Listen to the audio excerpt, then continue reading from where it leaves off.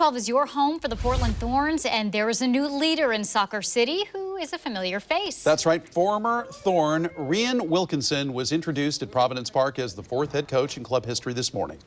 Wilkinson appeared in nearly 200 matches for her home country of Canada and played in 4 World Cups and 3 Olympic Games, winning bronze twice alongside current Thorns captain Christine Sinclair and new general manager Karina LeBlanc.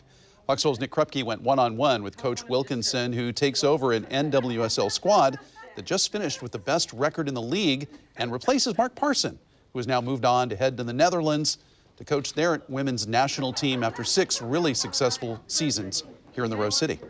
So you came through here in 2015, your last year as a pro, injured right away, the one game you played for the red and white.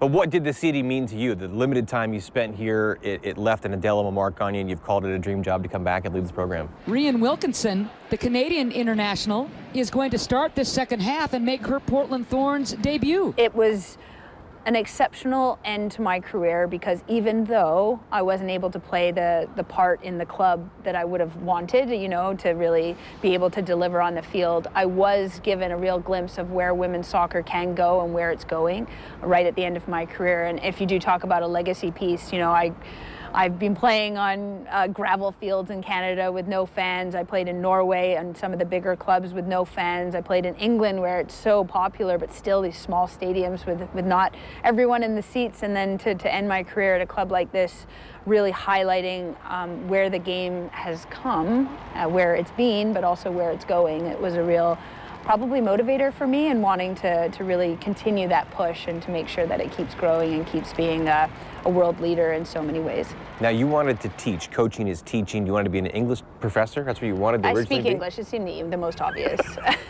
Heard you speak French as well in the press conference. J'ai fait beaucoup d'entrevues. I'm from Quebec, but any French speaker will know that I'm an Anglophone speaking French, but I'll do the best I can and try and ignore my grammatical errors as much as possible, but I'm proud of my French heritage. We all have a little hobby.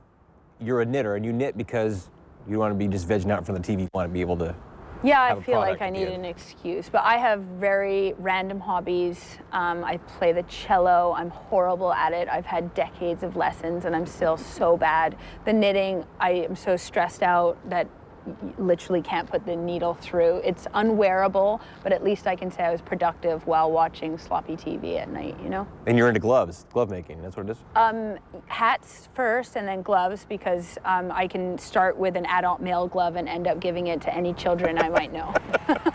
Obviously we see the banners here, the shields, the championships. We're coming up on the 10th season here in NWSL. You were there from the start with Boston. Where it's come, where it can go, what is the future of NWSL? Yeah, I would say this is the reimagining year, where for this almost 10 years now, this league has survived.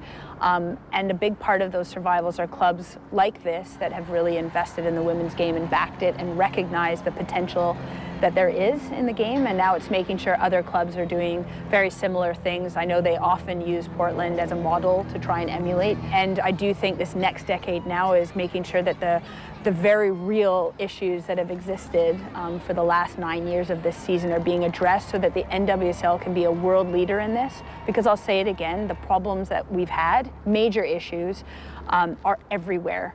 They're everywhere in the world. It's not just in women's soccer either. It's a power issue that is a blight on this game and in sport and in business and in teaching and in so many areas where this stuff is still existing. And I want to be a part of that change, and I want to try and make this club an example of what it can be when we look after the player and the person at the same time.